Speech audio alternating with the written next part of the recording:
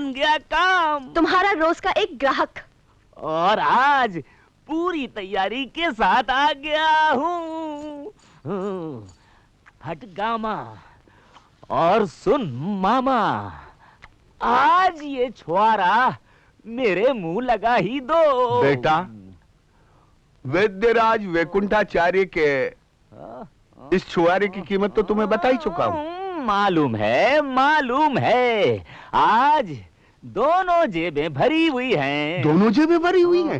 अरे बेटा, फिर सीधा बैठ, कहीं नोट टेढ़े ना हो जाए। अरे रूपा, ये मेरी लाडली भांजी है, इसके लिए मैं कुछ भी कर सकता हूँ। मैं भी क्या बात है मामा? अरे बेटा, देख सेठ भोलाराम आए हैं, जा कुछ लेकर आ, इनकी जेब फूली हुई है। बेटे, इन रुपयों से मैं एक अस्पताल खोलूंगा। एक क्यों, दो। मेरा मतलब है कि एक इस जेब का 2 अस्पताल, एक बिलायती और एक देसी। प्यार के मरीज, आए हाय, अस्पतालों की बहुत जरूरत है मामा जी। अभी खोलती हूँ तेरा अस्पताल और उसमें तुझे भर्ती करवा दूंगी।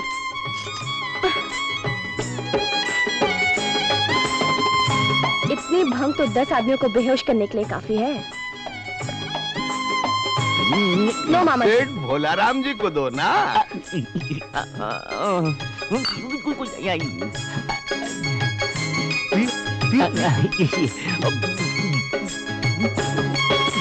क्यों? मीठा तो ठीक है ना? अरे तेरा हाथ लग गया तो मीठा ही मीठा है ना। तो बेटा एक सांस में पी जा। पियो ना भोलू जी। भोलू जी।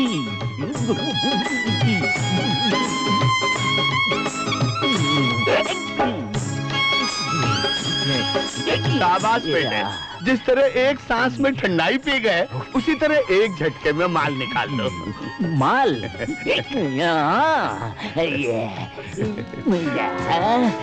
ये देखो, पूरे 15,000 रुपए। ये देखो लपेट कर लाया हूँ, मुंह लपेटे हुए हैं। ये 15,000 रुपए? अंग्रेजी नहीं समझे? ठहरो, हिंदी में समझो।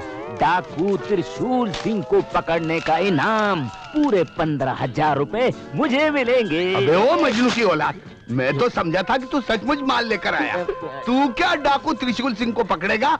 इसके चक्कर में रहा तो बूढ़ा हो जाएगा, शादी भी नहीं। अबे ओ, सुन, रूपा चाहिए तो तुझे खुद को डाकू बनना पड़ेगा। डाकू त्रिशूल सिंह?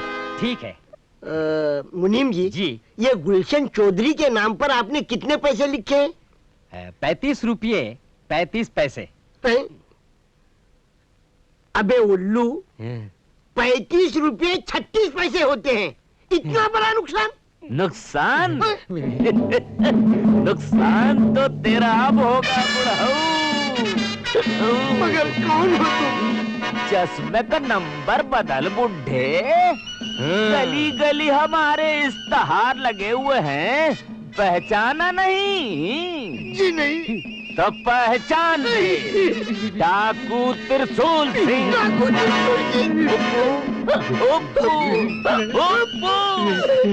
डाकू त्रिशूल सिंह। मगर सरकार, इश्तेहार की तरह आपके माथे पर त्रिशूल का निशान तो है नहीं। वो हम भूल आए हैं, मगर पिस्तौल साथ लाए हैं। मगर सरकार, आप इस गरीब के घर क्यों तशरीफ लाए हैं? जल्दी से माल बाहर निकाल, नहीं तो तमंचा चला के हम तेरा भेजा बाहर निकाल देंगे। ठीक है, मैं दोनों चुप, नहीं तो दुशुम टुष्ट। सरकार गोली मत चलाओ। तो हाथ चलाओ, चाबी निकालो, तिजोरी खोलो।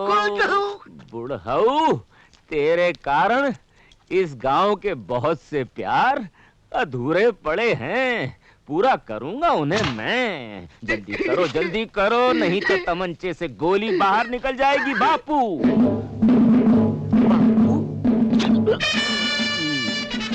डाकू बेटे, तूने मुझे बापू बोला? हाँ, हम हर बूढ़े को लूटने से पहले उसे बापू कहते हैं ताकि उसका दिल न टूट जाए।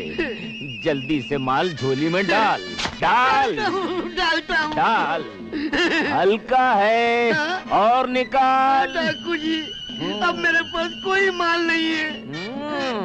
वो जो यहाँ छुपा रखा है वो निकाल। तुमको कैसे मालूम डाकू जी कि मेरे पास यहाँ माल है? डाकू त्रिशूल सिंह को अगल की बगल की सबकी खबर रहती है। इसको मत ले जाओ, ये मैंने अपने भोले की शादी के लिए रखा है। भूल जाओ भोले को, डाल दो माल झोले में। भोले की शादी हम करवा अरे तुम देंगे। कैसे कराओगे? ये हम बाद में बताएंगे जब हम दोबारा आएंगे। क्या तुम फिर एक बार आओगे? अब तो हम बार बार आएंगे बापू। ये बार-बार आएगा और हमको लूटेगा। 430, 450। अरे भोला, ये सब क्या है? तेरे पास इतने सारे रुपए? माँ, जब भगवान देता है ना तो छप्पर फाड़ के, तिजोरी फाड़ के, जेब फाड़ के, सब कुछ फाड़ के देता है। अच्छा? मैं गिन लूंगा। माँ तिजोरी संभाल, ये संभाल, टोपी संभाल, वही गिन लूंगा, वही गिन लूंगा, वही।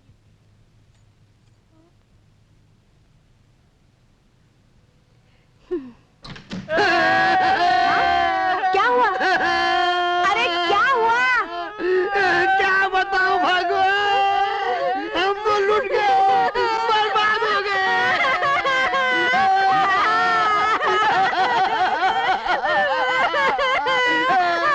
आप लोग रो क्यों रहे हैं? क्यों रो रहे हैं? क्यों रो रहे हैं? ये कहाँ से?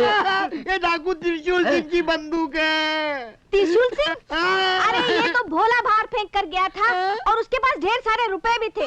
कह रहा था भगवान जब देता है तो छप्पर, जेब, तिजोरी सब कुछ फाड़ कर देता है। अरे तेरे भोले ने मुझे लूट लिया, तबाह कर दिया। मेरी तिजोरी में झाड़ू फेर कर चला गया। जियो डाकू त्रिशूल सिंह, साला कुत्ता कमीना हरामजादे ने फिर शामपुर में डाका डाला। एक एक घर बेरहमी से लूट लिया और गांव के चौधरी को भी जान से मार डाला। अब तो ये आए दिन की बात हो गई है भैया। हर वक्त एक डर सा लगा रहता है, मालूम नहीं कब कहाँ शैतान त्रिशूल सिंह आधम के।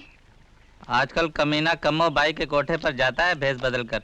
सुना है वो उस पर मरता है। क्यों डाकू जी? हाँ, ठीक है? क्या ठीक है? सुना नहीं लोग आपके बारे में क्या कह रहे हैं? क्या कह रहे हैं? अरे डाका डालने के बाद हाँ। आपको तो कम्मो बाई के कोठे पर होना चाहिए। कम्मो बाई के कोठे पर होना चाहिए, भेस बदल कर। सरदार इतनी रात को कहाँ जा रहे हैं? कम्मो बाई के कोठे पर।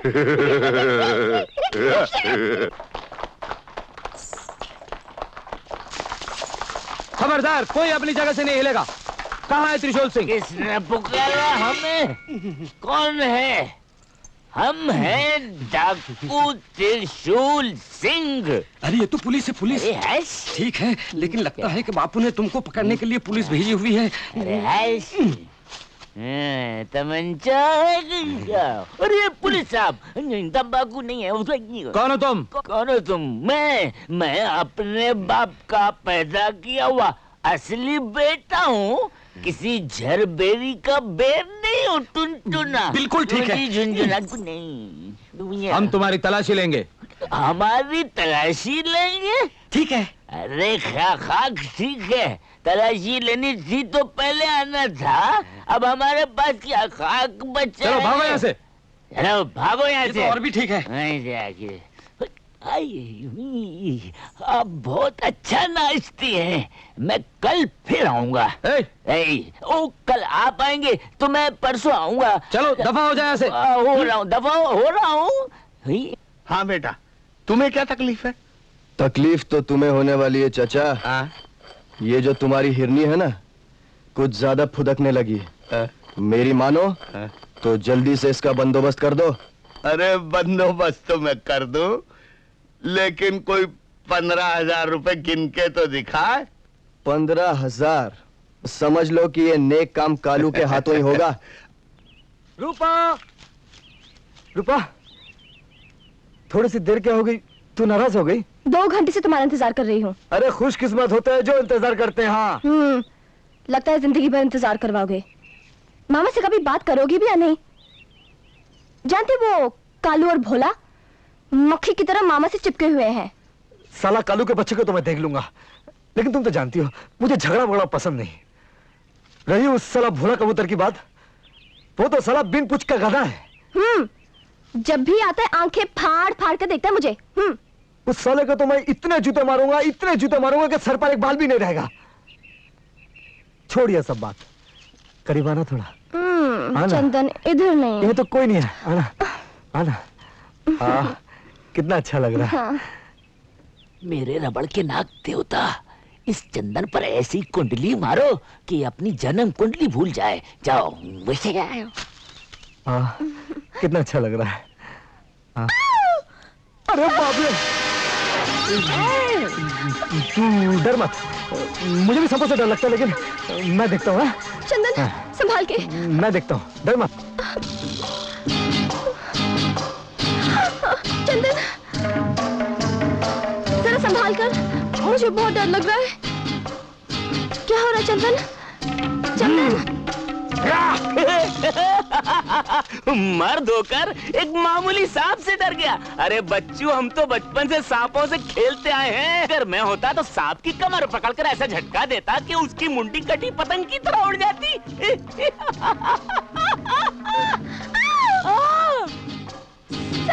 अरे डर गई? ये सांप नहीं छछूंदर है। रूपा तुम डरो मत, लगता है इसकी मौत मेरे हाथों लिखी हुई है। अबे घोंचू, सांप को ऐसे फेंकते हैं कि पलटकर वापस आ जाए। सांप की ये मजाल अभी देखता हूँ। मेरी रूपा को डराता है? अरे कमर तोड़ के रख दूंगा बच्चू।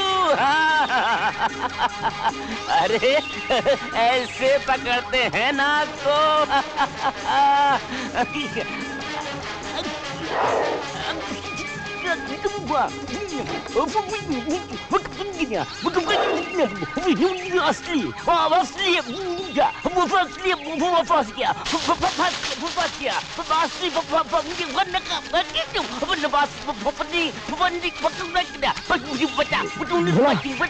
भोला डर मत, मैं आता हूँ।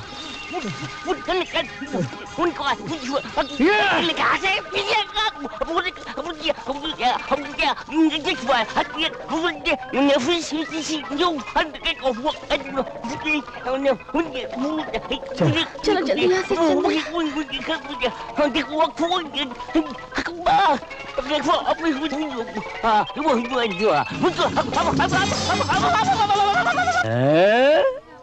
समझ गया हजूर, ये चंदन की बहन है। काफी बड़ी हो गई है। लगती नहीं है देर हुस्न पर शबाब आते आते। लेकिन ऐसा शबाब तो किसी का भी ईमान खराब कर सकता है। संभल कर रहना चाहिए। हाँ क्या समझी?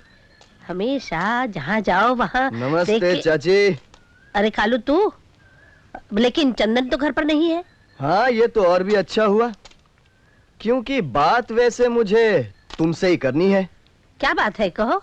बड़े अफसोस की बात है चाची, डाके में तुम लोगों का सब कुछ लुट गया। चौधरी को भी इसका बड़ा दुख है। बहुत फिक्र करते हैं ना तुम लोगों की। मैं समझ गई। उनसे कह देना कि फिक्र न करें, उनके कर्ज की एक एक पाई चुका दी जाएगी। कैसा कर्ज चाची? अपनों से लिया भी कोई कर्ज होता है? और फिर मैंने तो आप लोगों के लिए ऐसी तरकीब सोची है जिससे कर्ज का कर्ज चुक जाए और साथ में जवान बेटी का बोझ भी। मैं कुछ समझी नहीं। बिल्कुल सीधी सी बात है चाची। सोना का हाथ चौधरी के हाथ में दे दो। हाँ? फिर तो चौधरी भी तुम्हारा और उसके साथ साथ उसकी। चुप! शर्म नहीं आती तुझे? कहाँ वो बूढ़ा खुसट चौधरी और कहाँ मेरी फूल जैसी बच्ची सोना। लेकिन मैं तो आपके फायदे निकल जाए यहाँ से। हाँ, खबरदार फिर कभी इस घर के सामने देखा। बड़ा आया रिश्ता लेके।